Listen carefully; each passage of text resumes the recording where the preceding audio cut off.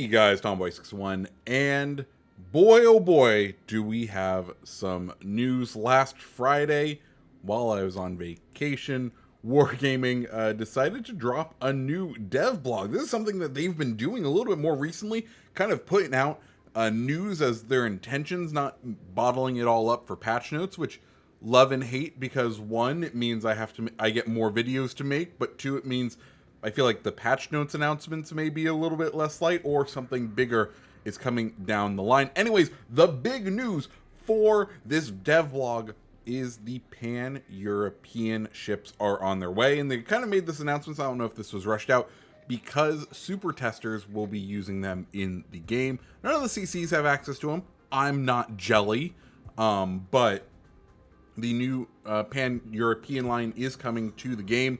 So we're going to go ahead, kind of run through them real quick. As far as top level, what you need to know. 1. These ships have very fast torpedoes that deal a medium amount of damage. They do not have smoke generators. They have medium caliber, fast firing main batteries. They have powerful anti-air defenses, and they have access to repair parties from tier 4 and up. So these sound basically just like better French destroyers. That's kind of the feeling I'm getting from this, is if you know and enjoy how to play the French destroyers, you will do fine in these, and you will be lethal in these. So do enjoy. By the way, background footage, we are running the Orkan, one of the Pan-Asian destroyers, with its wonderful radar, and we are using it to some great effect right here as we catch out this Kiev and this Sommers. Anyways, let's go ahead and run through what will be the full line of these ships. The tier 1, which means we are in fact getting a full tech line, is not a destroyer at all, but instead the Griff.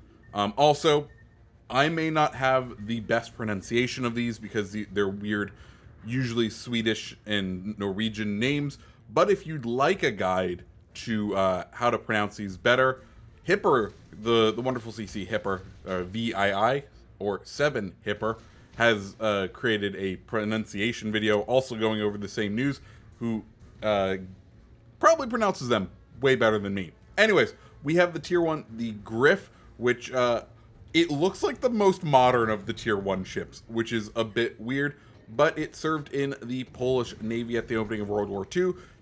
She fought off an attack or two from German destroyers and was sunk by an air attack later the same day. As a minesweeper, she is rather slow and unarmored, befitting her spot in tier 1.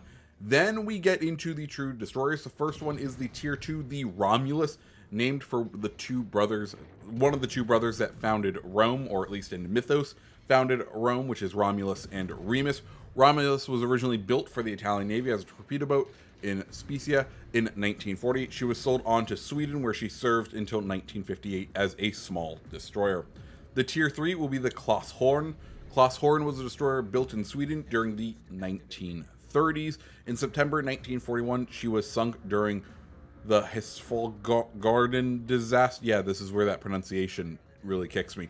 Disaster, along with her sister ship, Klaus Jugla, but was able to be raised and repaired using parts from her sister. Klaus Horn served in the Swedish Navy from 1932 until 1958.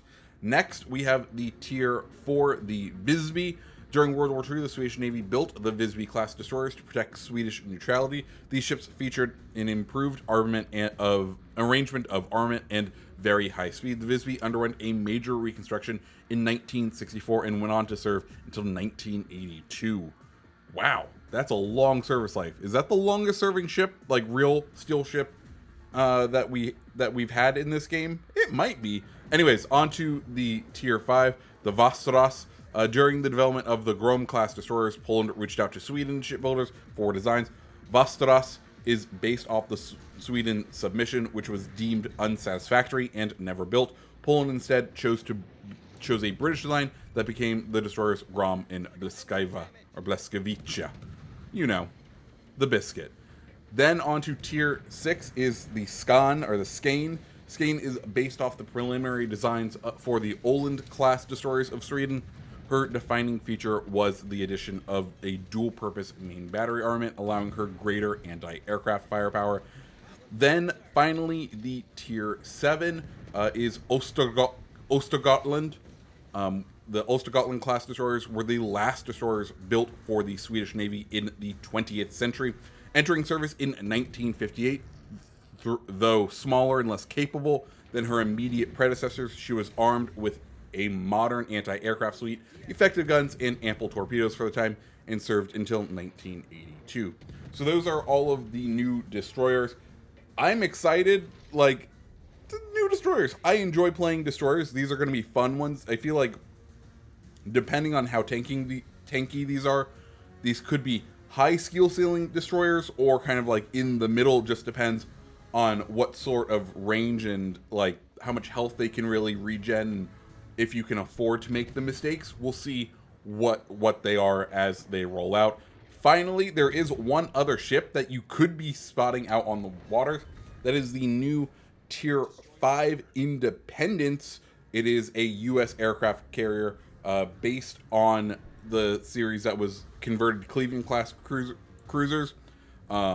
They're quick and able to keep up with fleet aircraft carriers. So expect a new aircraft carrier also coming in. I'm interested to see what the Independence's gimmick is. I believe Saipan was also sort of a Cleveland conversion. So it is interesting that we are getting this style of small carrier at both Tier 5 and Tier 7 in the premium tier. So those are all of the new ships that have been announced. I, for one, and am looking forward to them, and I can't wait to play them. We don't know when they'll come out, but I have a feeling, given that they are playable in-game, we should expect them in the upcoming, this next season. Will they be early access? I do not know.